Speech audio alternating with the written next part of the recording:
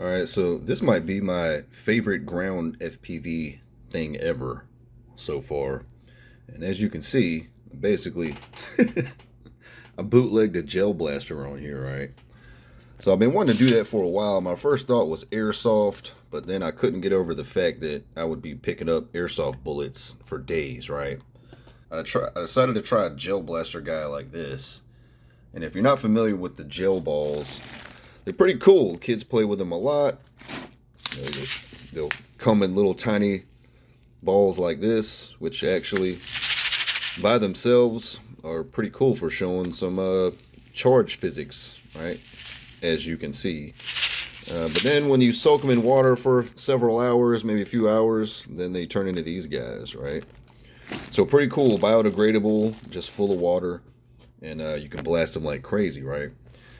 So this is the assembly. This is what the housing looks like, and I would imagine they're more or less pretty much all the same, right? So once you take all the crap off, this is what the inside assembly looks like. Now, my first thought was like, all right, what do I got to do to go, Tim the Toolman Taylor on here? Do I need to up the battery or what?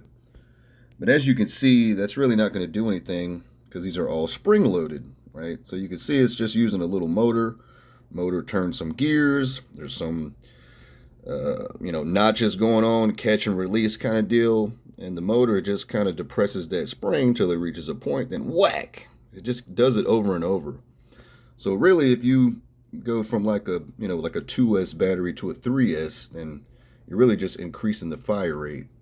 Of course, the problem there is you might be burning out your motor windings, you might be working the gears in there a little too hard, so they're probably beefing up the gears a little bit for the higher rate of fire. If you actually wanted to increase the FPS, you will need to replace the spring, get a much beefier spring. Of course, at that point, the battery power is really just going to regulate how long it takes to wind that sucker up. You might need a bigger motor. So again, I'm pretty cool with just how these things are as is. So while they're kids' toys, they actually shoot a good little ways, right? If you put your hand in front of it, it doesn't really hurt or anything, but it's enough to knock stuff down, right? I thought a lot about the best way to go about this. For one, this little rig I've got here was really the only suitable one. It doesn't have a gimbal. It's only got yaw axis, no tilt for the look, or no pitch for the look rather. And I had a free channel. So I'm just using this little relay aux on off kind of deal to switch the relay, which switches the just another external battery for this guy to fire it. Now, what I decided to do was, of course, there's different ways to go about it, right? Maybe a better approach would be to mount the camera right on the barrel and have the whole entire thing move left and right. You're always following the barrel. It's a pretty good way to do it. This way, I just kind of bootlegged it. It's an extremely bootleg prototype kind of deal, but I figured, all right, well, let me just mount it like this, and I'll get an idea of where it's pointing by just putting a laser on that damn thing, right? So I actually just kind of eyed out this laser. It's extremely poorly aligned, but it's actually lined up pretty good. The point of impact is pretty close to where that dot rests, right? At a certain range, obviously. So actually, I figured that'd be a pretty good approach. And since the Walksnail has very good low lighting, then I'm basically going to be able to pick up that laser even in fairly bright light, right? So that's the way I'm doing it. And also, I'm just adjusting the elevation here, just a very slight bit of servo movement. Obviously, there's the tiniest little bit of adjustment here in your elevation is going to make a huge difference in the point of impact, right? So you really don't need a whole lot there. So I'll just set the minimum and max on my controller to just move that much. Had to bootleg a little hopper on here. You see it's just a water bottle. The only other issue I really ran into was first I mounted the water bottle with the neck on, and I realized that just the general geometry of that was causing the balls to jam up, so I had to widen it out a little bit, and now this actually seems to work pretty good. So as long as you got it feeding okay, it's gonna free itself up when firing, and just moving around it should like jostle itself free if you have any clogs or, you know, just a ball doesn't want to go down in there, right? So basically, this rig is a little too small, but I like it because it's able to get around pretty quick. I actually can aim at stuff, and it seems to work out all right. All right, so just so you can see what the fire rate looks like, I've got it on right now. So you see, can adjust it like that. Cut the laser on. So basically, I just attach this laser on the same output as my flashlight. So there goes the laser. And that kind of tells me at any given time where it's pointing. So I'm just going to like fire it at the wall here. So it's annihilating against the wall into pieces. And if I hold it down, that's the rate of fire, right? So that thing's launching them. It's pretty impressive for what it is. So really, if you fill that thing up with these balls, you could unload on somebody, which is kind of what I did a little bit.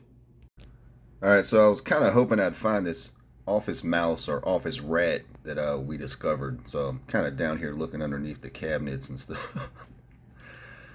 But it's not gonna, you know, it's not gonna kill a mouse or a rat or anything. So I couldn't find it.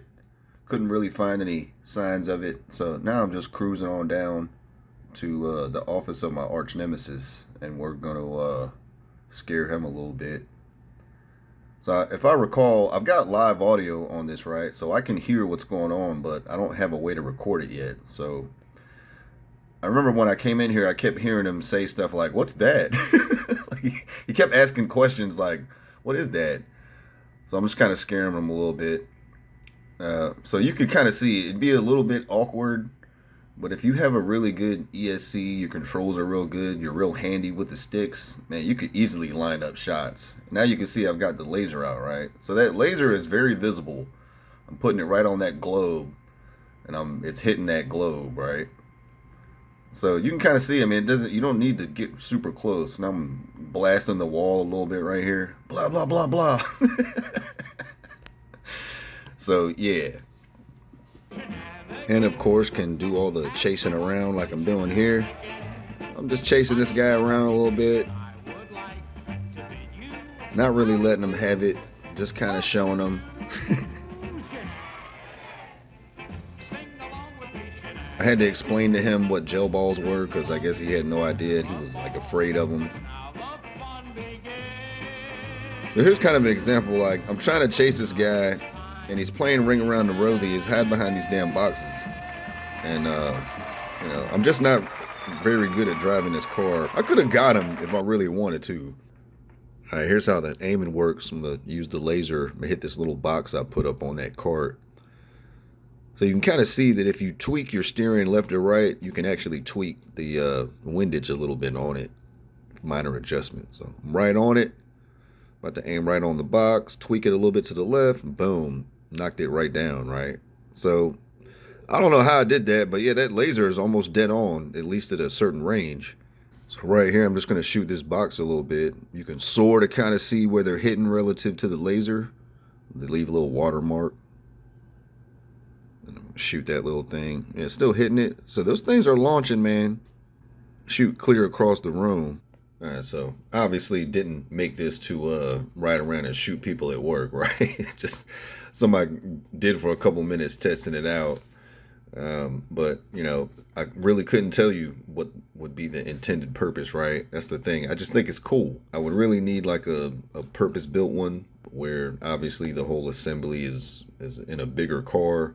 Probably something that can zip around, move real fast, and then I probably would mount the camera on the barrel. Just the only thing is you're gonna need 2 potentiometer knobs, right? In this case, I've only got the one, so that's my elevation. So really need one for the yaw, and you know, or I guess, you know, a joystick I guess would do it. The thing about the joystick is you'd have to like hold dead on with your thumb. You could probably get good at that also, right? So I don't know, a lot of ways to go about it, but. In this case, I'll say the whole point was, yeah, you could buy these like on cars already. So they make RC cars, you know, for kids basically, but they got launchers on them, and I think they call them water bomb launchers or something like that. But they're basically, you know, they shoot gel balls. It's all the same crap. But those things are really child like, right? Really made for kids because they, they're real small. They're not going to be able to get around anywhere close to something like this. This thing can really move, right? So while it is top heavy, I was still able to drive around pretty good with it. So again, it's just this whole super bootleg look of it is what sucks. But even, just using the laser, I really like the laser. That thing works. So I wouldn't go around like shooting people with it.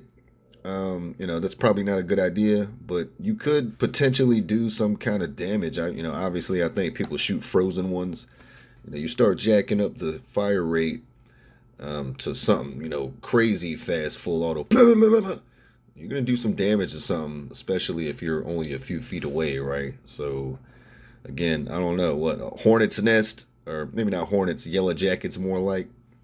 Who knows? Lots of stuff. But just the whole idea of riding around, I think it'd be cool to, have a rig like a couple that I've got now, like the Big Rock, for example. I really like that one. It's got the gimbal on it though, which kind of screwed up, the chances of me doing this without changing that. But I like that because I can go almost anywhere, feel real confident with it. Gimbal makes it so I can see perfectly clear now. It's got the horn, it's got the light, all that stuff. Got the audio, it's got everything.